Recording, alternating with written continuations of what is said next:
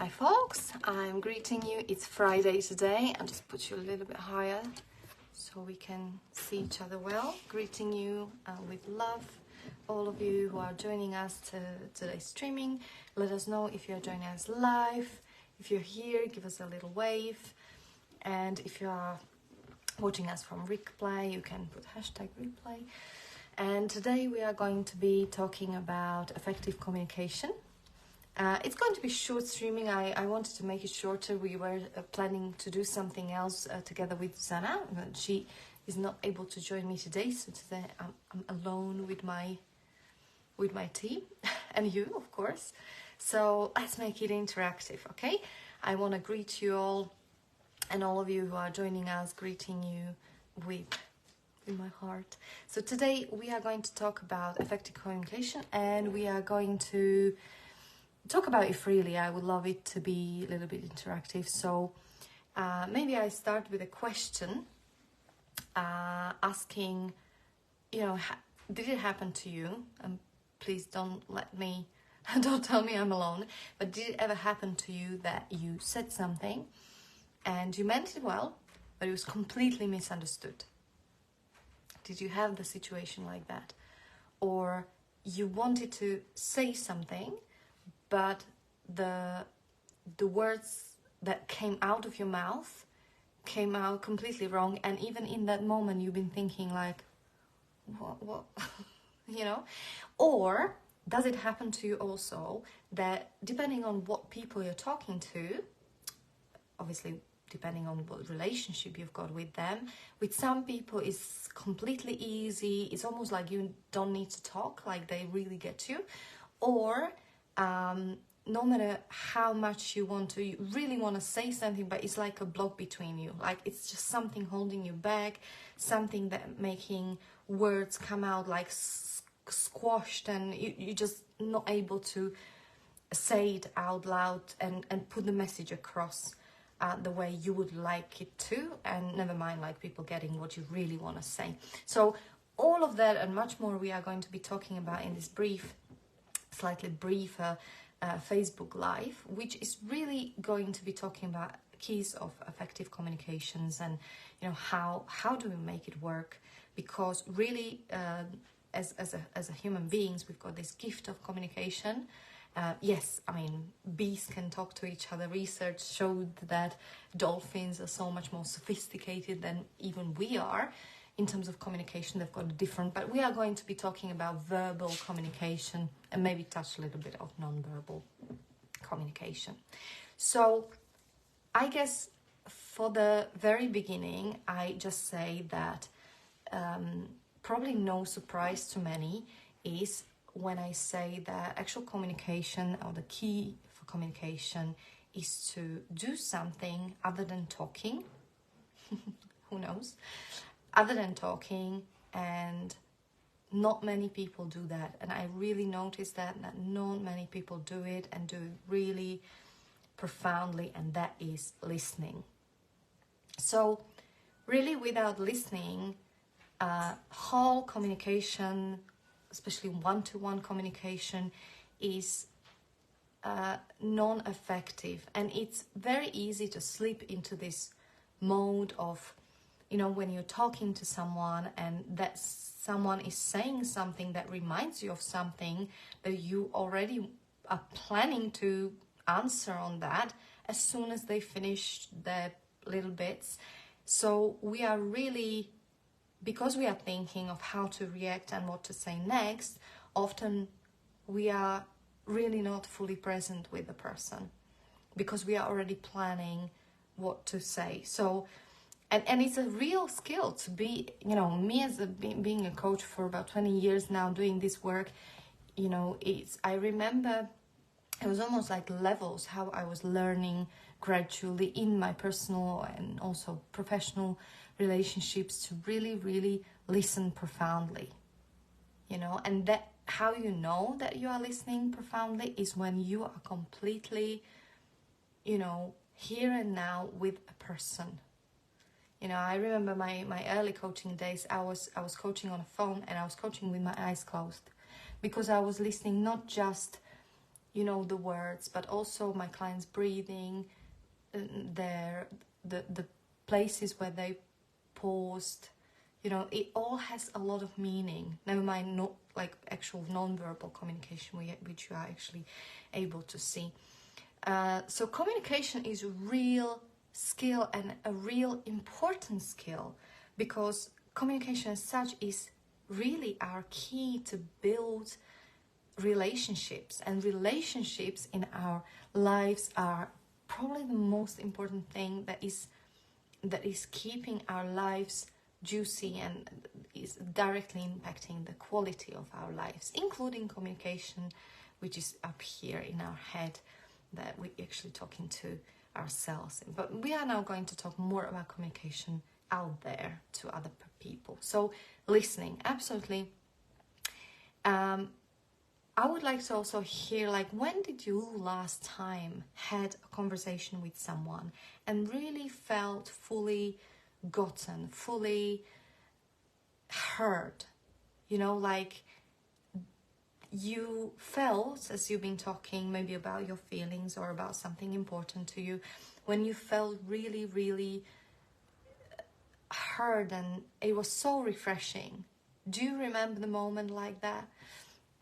I remember I had many times moments like this, being on the receiving end, and it's always so profound and so special, and you almost feel like the time has went still, like the time stopped, and there is nothing else that is important right now, because it just feels so wonderful when someone is there with you. It's not like someone is over there, but it's almost like you are like this, you know, you are intertwined together. And that's the creation of, I call it intimate relationship, because intimacy is not just about what we call intimacy. It can be with your girlfriend, it can, you know, it's closeness of two people. Lenka is sending us a comment. I'm here just for a couple of minutes. Fellow twin mom. Very good. Wonder how to approach a person who just says stuff all the time, like gossips in brackets, family member, and you don't want to hear it. Ah, interesting. Yeah. Well, Lenny, that's when we are talking about boundaries. And I think, surprisingly enough, first thing that comes to my mind is it's surprising that that's the first thing that came to my mind, is not to pretend that you are interested. I know it's very harsh, but if you have someone who just talks a lot, like at you, and thank you, I think it landed, right? So you're saying you've got a person who is probably around you a lot, who says stuff all the time, you're saying is gossips, and you don't want to hear it. Yes, we have people who are not our, how would I call it? Would it be fair to say that they're not your blood group? Yes. And you feel around them that they are like, you know, little vampires. They are like sucking your energy by just being around them, and especially what they say. So yes, I would say, do not pretend you are interested, but you have to go around it in a very authentic and honest way. And you can have a very open conversation. Well, first of all, don't engage with it. Don't engage with the gossip. Don't engage with the conversation. Most of the time, when people are sensing that you are not really up for this kind of banter, most of the time they don't find you interesting as a partner for this kind of banter. They give up themselves.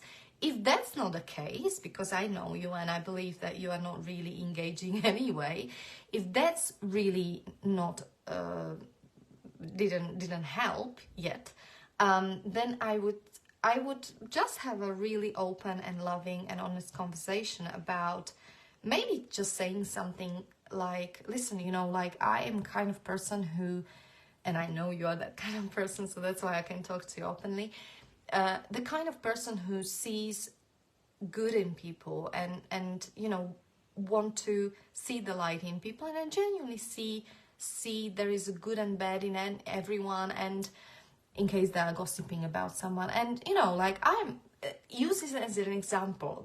Best communication is to use actually yourself as an example and say something like, look, you know I'm not perfect, I made a mistake, who am I to judge?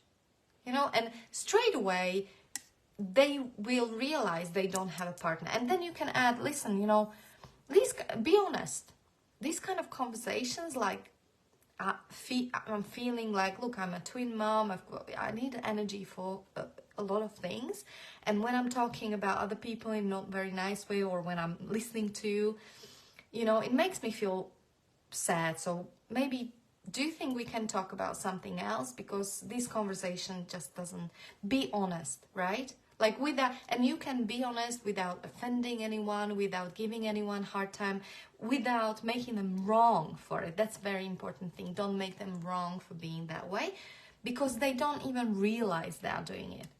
You know, maybe they're just bored. And a lot of times people who gossip, they actually live very sad and lonely lives, and they don't find their own life very interesting. So they live by the lives of someone else. And when that happens, they gossip, they talk about other people. Or it is when they don't really want to look at their own life, you know, their problems. So they start focusing on other people's issues and sharing the so-called gossip.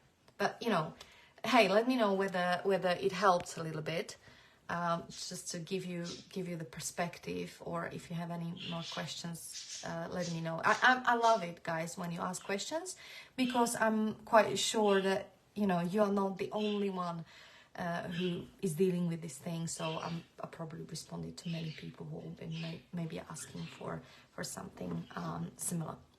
And then, yes, it's a question of boundaries. If you are, I don't know what's the situation, whether the person is living in a household or whether it's a person who visits you or visits you often, then it's the question of setting the boundaries.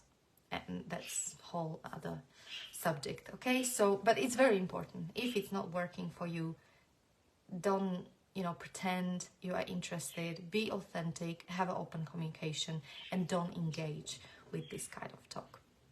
I hope it helps. Lenny, lots of love to you. You're in Italy right now, right?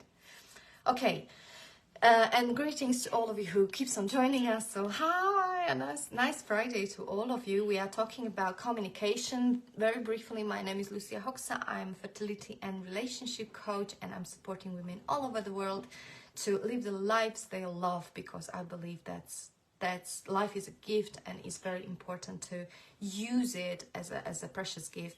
So one day when we are old, we look back and we think, God, it was such an amazing ride and it was so worth it.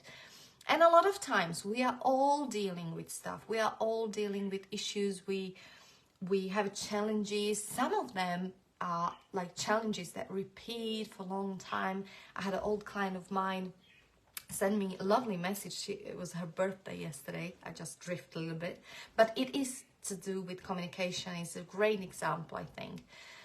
So I use it here.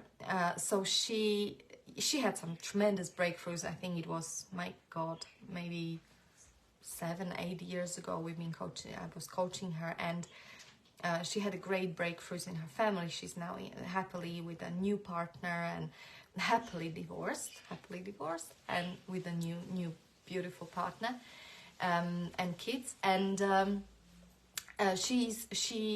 she had a birthday, and she said, I had a very tough month, and you know, she's got challenges. Obviously, I'm not going to give names, with one of her daughters who is in teenager age, and she's like, you know, teenagers, right? She's flipping, she's thinking of moving to her nana, and you know, she said to me, my heart is split to 1,000 pieces, and you know, it's really, really hard. And then she sent me a copy of the message she sent to her daughter.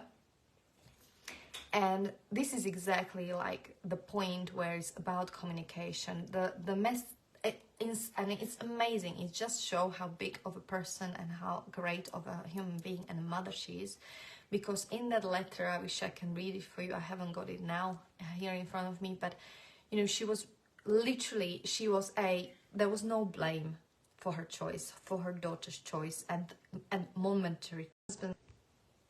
Oh, okay, we are back. My husband's doctor was calling, dentist, so I had to cancel him.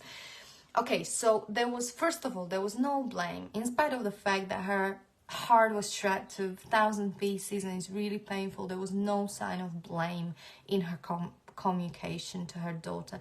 There was no sign of, you know, kind of upset or regret. You know, there was a sign of authentic upset. She was expressing that authentically, but she was also saying like she's respecting her choice, and you know, no matter what happens, she's going to be there and she's always going to be home in her arms, in her home, and that she loves her very much. It was very beautifully written, little letter to her daughter. And you know, I was thinking about her and the whole situation, and the thing is, in communication and in relationships with people, we are going through hoops, okay? And sometimes there is a situation in life where we don't know how to handle it, and it looks like the end of the world. And the time is really the thing that we need to trust in those situations. And in case of this friend of mine, now, after all these years, we became friends. And, you know, I said to her sorry, we are back. People keep on calling me. So what is really important is her reaction to the situation. Her reaction to the situation, because her daughter is going to grow up. One day, the latest maybe when she's got her own children, or when she matures, when she will find herself, because at the moment she's still, you know, seeking herself and trying different kind of things. As a teenager, we all went through it.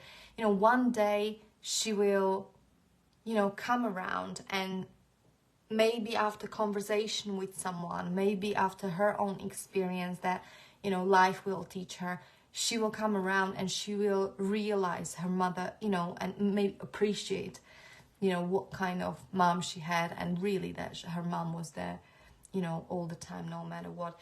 I had a situation like this with my sister. It's been 3 long years after, this was many years ago, she found one boyfriend, and at the time he was really like not allowing very controlling. He was not allowing my sister to meet even with her family, and we've been not welcomed in her house and so on. And it was really sad situation, because I lost her. Like, she was really influenced by him, and I lost her. And I remember I was trying to find a way how to talk to her, how to, you know, get my sister back. And I remember my best friend telling me at that time that, look, you know, it's not going to be forever, you know, like this kind of family blood bonds, like sisters, daughters, mothers, you know, like in one point she will come around, and she, you know, she will come back.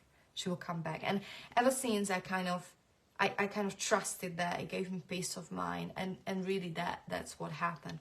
I remember there was a way how I didn't know how else to get close to her. So there was a little game at that time on Facebook where there was like farm, and you could like connect with someone on a Facebook and milk their cows, and I don't know, like, so I was doing all sorts of silly things just to be in her, you know, presence, because I loved her so much and I missed her so much. So anyway, I hope this couple of examples are giving you a little bit of insight of why communication is important, and why no matter what happens to us in life, the way we approach it and the way we communicate and go about it in general, it is the key. It's not what happens to us, it's how is our attitude, how we what stand we choose to have in those communications. Lenka replied to me. She said, that makes sense, not looking at own life. I just wish the honest conversation could happen. It usually ends up in arguments or defensiveness. It's her mom currently. Okay. Sharing same household for some time. Thank you, sweetie. Oh, good to know you're back. Yes, you're very welcome. It's the closest people, sometimes paradoxically, we have a toughest time to communicate with. And the reason for that is that there is a history between us. You know, before we even start the conversation with people, in our head we already have this thing, like, if I say this, she will react that way, and then she will shut me up, then she will get defensive. I know exactly what will happen. And so into this, it's very hard to start what I call new conversation, Lenny, into this kind of listening of the person. In order for us to have a new effective conversation that is going to land and that is going to actually make some kind of difference for both of you, it requires, first of all, your listening of your mother as a new kind of possibility of the person she can be, around you at least. Do you understand? So I say it again. If you want a new results with your mom or with relationship with your mom, it requires new kind of conversation. And it's almost like you need to give up whatever you know, like throw it. It's challenging, it's hard. It requires some serious work sometimes. But you need to throw away whatever you think you know about who your mom is and how she's going to react if you try something new. And it needs to be authentic and new conversation. It needs to land with her. Your mom also needs to know what impact it's got on you, this kind of conversation, this kind of behavior. You need to be very open and honest and do it without blaming her. But I think it's been a while you've been grappling with this. Thank you mentioned it's your mom now. It's a little bit more clear.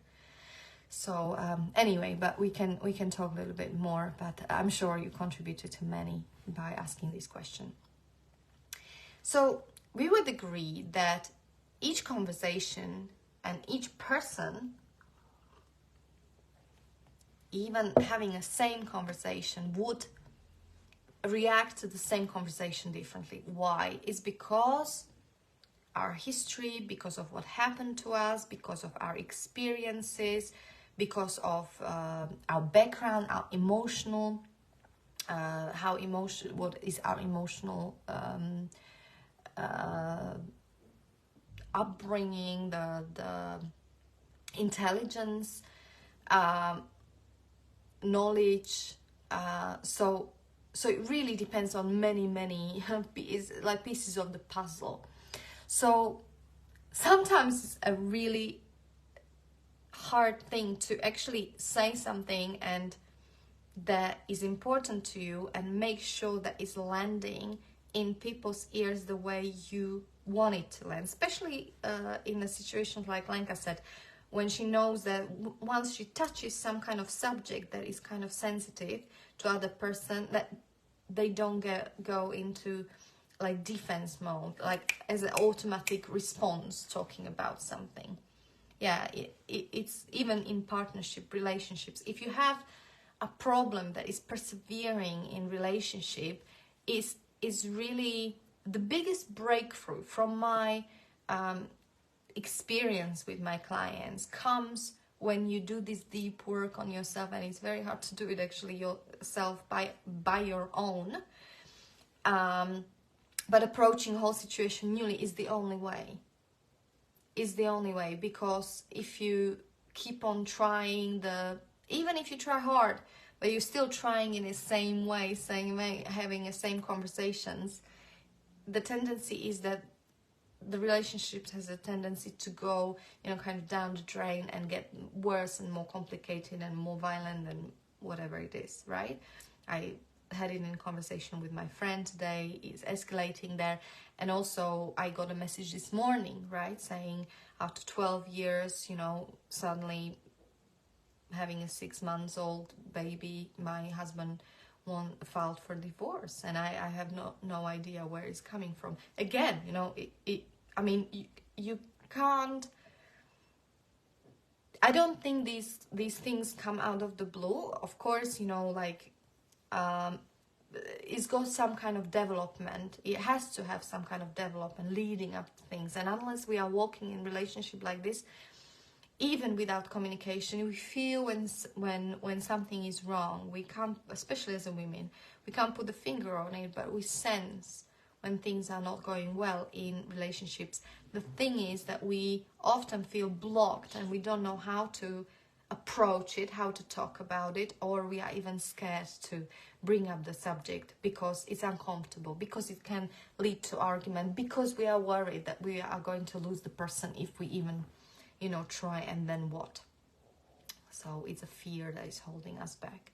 But the effective communication and the key to it is, listening, authenticity, honesty, and when you're doing it through the heart, and open-mindedness, seeing the person as someone who is not threatening to you is very important also.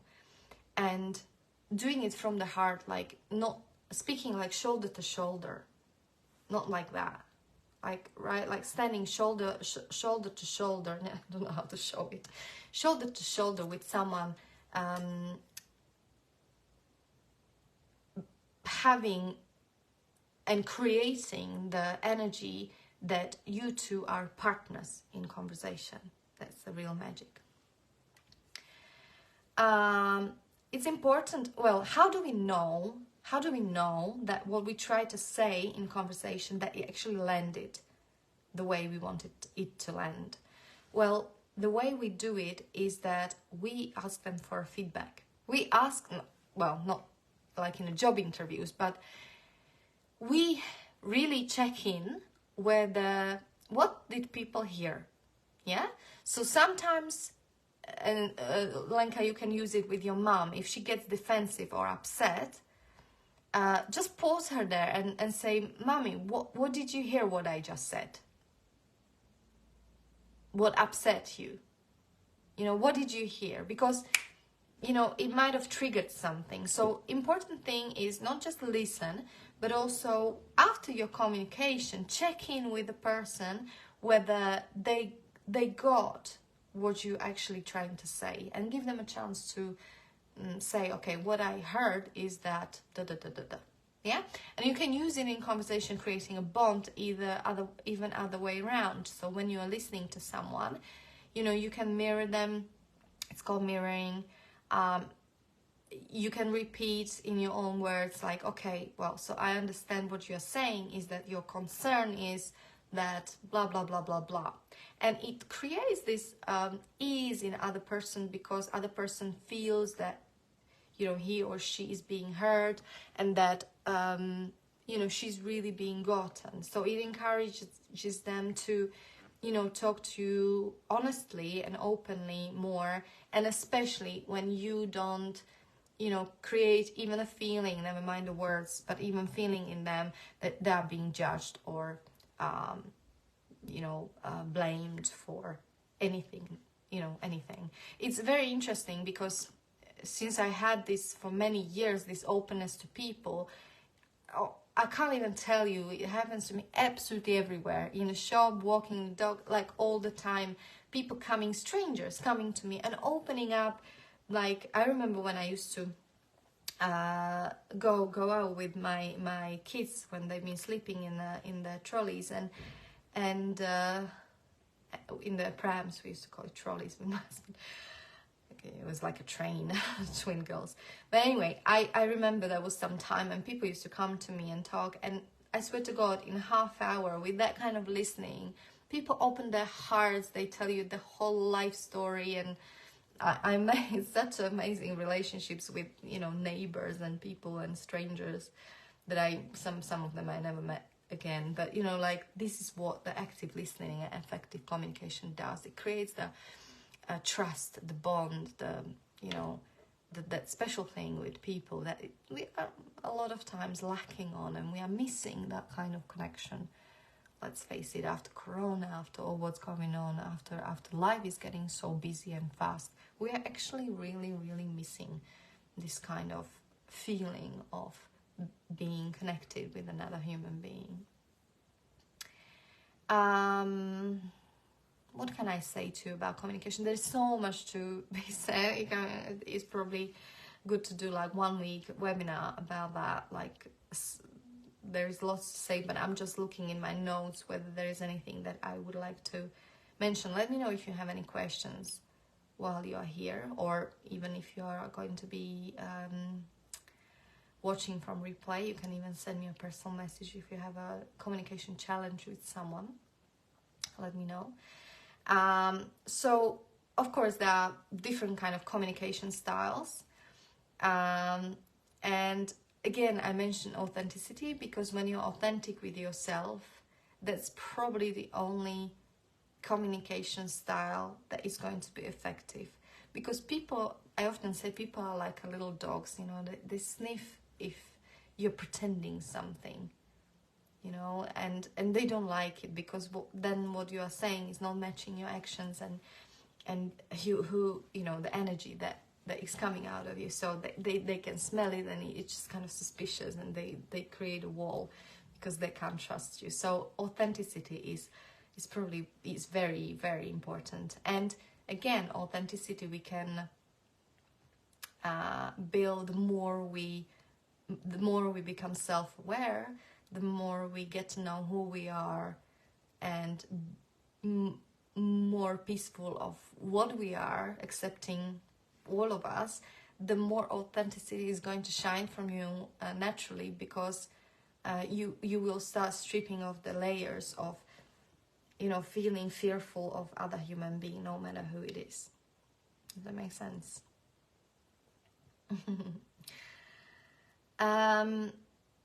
Yeah, in terms of communication, it's good to use storytelling. You know, like even with our kids, if we want to put something across in a powerful way, or give them some kind of lesson, it's good to, rather than telling them like, look, you do this way and you should do this way, they don't really listen to it. But if you say, well, when mommy was a kid, or when mommy was young, she used to do this, and talk from your own experience, you know, like with teenagers about drugs. I'm glad that I've done some or tried some drugs in the past, because I will be able to be honest with my kids and to say them, listen, you know, I tried, I had a good time, I'm glad I did it, but how I wouldn't do it again. That was enough kind of for me. At least I have it that way, you know, and not being a hypocrite, saying, oh no, don't touch that thing ever, you know. But you know, this is a much safer space to create. And in terms of like trust, you can, if you want your kids, or even like at work, you know, doing presentation, people to remember something or to come out with something, use the pictures, use the examples, use the storytelling. That's very, very very good way how to capture the attention. People throughout the centuries and centuries loved to hear stories. That's how, before we all knew to write and read, that's how we've been passing them on from generation to generation. So we still, even in our amygdala, in our primitive part of the brain, we still have the natural love for stories, and they always go down very well if you want to, you know, communicate in an effective way. And yes, in terms of communication, be verbal. I always say this, be verbal. Say a compliment. Like if your neighbor's got a nice little, I don't know, bum, say to her, what the hell, you know. If she's got you know, my kids figure skating coach's got a new haircut. I told him, you know, like, it's a nice haircut, you just had a haircut. And it's always nicely appreciated. So, you know, try, maybe do a little test with yourself and try for a week just to give genuine, again, authentically genuine compliments to people. And you know, for no reason, like, not that you want anything out of them, just because you feel like it. Like, see how energy shifts around you, and how it, again, helps with that kind of closeness and building relationship. Because we are thinking about relationships like partner relationships. Yes, at home those relationships are very important. But you know, I love the fact that today I went to get something in a pharmacy, and you know, I dare to say that now I have a relationship with pharmacies, and it's just so much easier. Thanks to that, I've got like free massage in when next week sometime, like that they are doing some trial. And you know, if I just come get the things, you know, you leave with the stuff and job done. But I just had a glass of water, a little chat, and you know, here we are. Yeah, so it is very beneficial and so important. You never know where you can get with a heartfelt, open communication that actually builds relationships, and it makes your life easier, more pleasant. And isn't it great to be around people who like your company and who like you to be around them? I think that's one of the greatest gifts in my life. Also, makes me happy anyway. Okay, and I want to give you a little bit. How much time do we have? Okay, let me have a sip of water.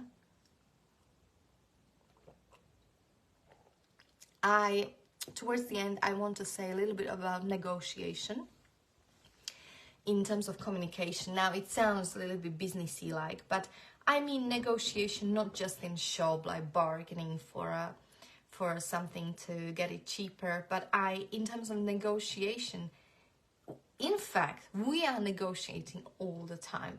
Girls, like how many, for moms out there, how many times we negotiate, I don't know, like your husband taking care of kids so you can go out and, you know, go in a gym or have a coffee with your friend. That's negotiating, you know.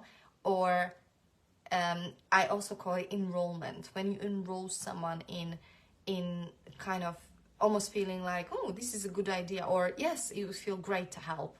That is good kind of negotiating. But recently and yes, negotiating, sorry, I go step back because I want to tell you a lot. But yeah, so you can apply negotiating in any kind of situation. And a lot of times people take negotiating almost like, okay, there is a winner and there is a loser, and who is more clever or can manipulate other person better is the winner. No, like effective communication in negotiation is where actually both parties win. And I give you some examples in a moment. But first, I want to give you kind of types of people we negotiating with, okay? So first is so-called spontaneous child. We are not talking about children, we are talking about types of adults we have a chance to negotiate with. So this spontaneous child is the kind of, you can't actually negotiating with them because there is nothing important for them. You know, those people who are like, you know, haha, you know, like that. So that's the one type of people who you negotiate with. Let me know if you know someone like that. I do. Then is the so-called caring child. And the caring way to negotiate in a caring way, we women do it a lot with the children, but sometimes even with our husbands, and we kind of say to them like, oh honeybee, you know, if you eat this one you will get the chocolate afterwards, you know, like in a caring way. And it's almost like over the top a lot of times, and that's also doesn't work. And another one is, you know, communication style is authoritative, right? And again, like we use it not just with the children, we use it in a you know, adult conversation. And that's so authoritative would be like, okay, you do this or you will, you know, almost like threatening. So it's from the, like, you eat this or you will get hungry, you know, get lost, whatever, I don't care. You know, so that's authoritative style, which you can imagine that is also, it doesn't go down very well with kids or with adults, not at all. So, so what kind of style of negotiating in communication is actually the one that is effective? Well, the one that we call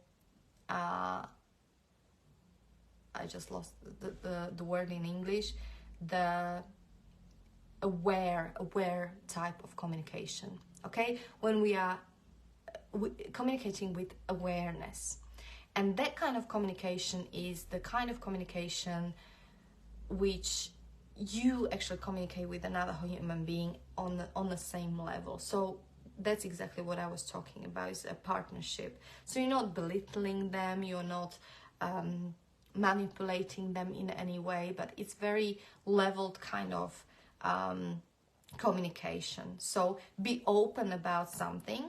I don't know, you want them to let me find the example. So you want them to, I don't know, you don't want to cook 2 meals because you're just on a diet, and you wanna eat your meal, and you prefer to cook same for your husband, but he's like, oh, you know, who cares about these leaves, or you know, and you know, he's not open about that because he thinks that he will eat leaves for a week.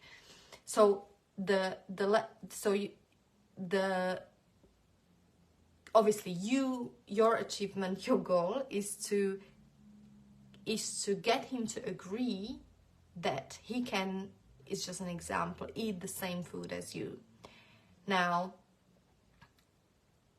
at the beginning, when you say, okay, you will eat this, or you know, or nothing, it can be a threat to him because he's used to some kind of, example, service, right? And he's now have in his head option like, okay, so I eat leaves, or I will end up with nothing, e.g. I will have to get myself bread and butter and make myself a very poor whatever food because my wife doesn't cook for me. So it can be very threatening to him. So how do we communicate this kind of example to our partner in a aware way? Now, first of all, we need to put ourselves in position of the partner, and just kind of imagine how, the best way we possibly can, imagine how he's receiving the conversation and why this kind of conversation might seem threatening to him, okay? That the information will give us just kind of perspective, not just from our side, but also from their side, and we are able to merge it together and communicate in much better way. So very important in communication and negotiation is to leave the person who we are negotiating with to leave with the sense of freedom in terms of their choice. Okay, so it's something like, listen, you know, this is very important to me, so I'm going to, I don't know, cook this kind of food. But if you like, you know, you can join me, and maybe you know, lose a couple of kilos, and don't worry, it's not just leaves. I also have like healthy prepared pasta with vegetables and even chicken, and you know, like kind of enroll them into your story, and say, you know, you can either join me like this, or you can even maybe try and cook for yourself if you like, you know, just like giving them options rather than ultimatums or, you know, kind of threatening things you would say in order to get them on board, you know. But leave them with the choice, and be very clear about your choice that is important to you. There's always, you know, very important in effective communication, negotiation, is to reach some kind of agreement. So the basis of communication is to reach agreement where both parties are feeling free and good about, you know, it's like two people meet, talk, and they leave feeling free and heard, and loved, maybe even. Yeah, and you can reach agreement with, I always say, with everybody, literally everybody. But sometimes you just have to agree to disagree. Yeah, that is also, you know, reaching agreement, and it's okay. You know, sometimes if you can be friends with someone, if you just kind of agree to disagree, and it's okay. I really recently, and I will borrow this one, recently I heard something very interesting about compromises. And I'll try to retell this because there is a wonderful book called about this subject, and that is saying that no compromise is good, because we are, as a children, we are kind of led to believe that, make a compromises, and in marriage, in relationships. And this book is saying that, is showing another level, and I quite liked it. It was something new, intriguing, so I will share it with you, saying no compromise is good. And there was a wonderful example. Like, imagine you have 2 children, okay? And they both want chocolate.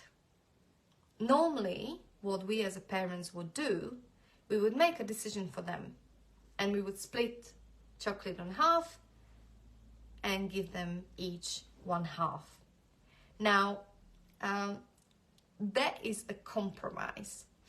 And what I recently heard, and what I really liked, is that much powerful way how to teach our children about how to split the chocolate is to say, okay, if they're a little bit older, right? Like when they understand this a little bit, obviously not with the toddlers, but to say, okay, one of you is going to split the chocolate, and the other one's got the choice to take first the piece, the chosen piece. Okay, so one child is responsible. You give them responsibilities and choice, freedom of choice to choose. The first one is the one who's responsible for splitting the chocolate, and the other one can choose first the first piece.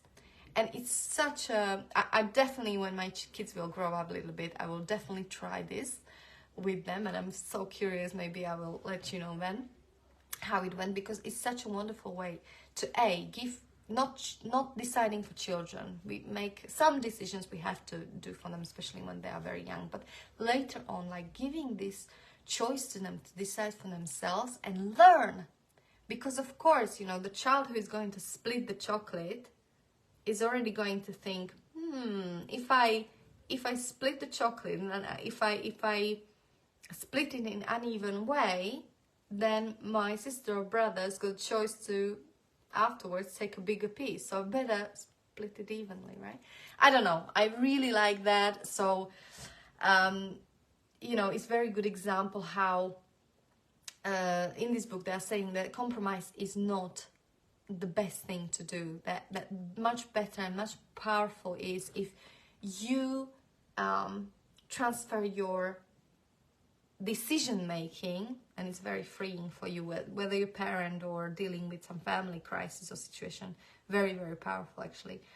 If your decision, you leave the responsibility on people who are involved in that particular thing. Because a lot of times, and it happened to me in my previous career, that when you do that, you give people a power, people appreciate that you trust them, and many times they come, and this is the power of leadership as well, and communication inside it, they come up with much better solutions that you would even ever think about. Just, give them some boundaries within that, and it's very, very powerful. So another example I really liked was, if your husband takes a large amount of money, for example, from your joint account, and you can go about it in that authoritative tone of the voice, like, why did you take the money out of the account, and now we don't have money to pay the bills, or you can go in that caring, like, honey, now we are not going to have money to pay the bills, and I'm very worried. And you can go in and communicate in that way, which is also not very powerful because it just doesn't land. And then you can go about it assertively in fully self-aware, awareness type of communication, saying, listen, I noticed that the money, large amount of money missing from our joint account, and my internal worry is that we are not going to have enough money to pay the bills. What was it important? You know, how do you want to go about this situation right now?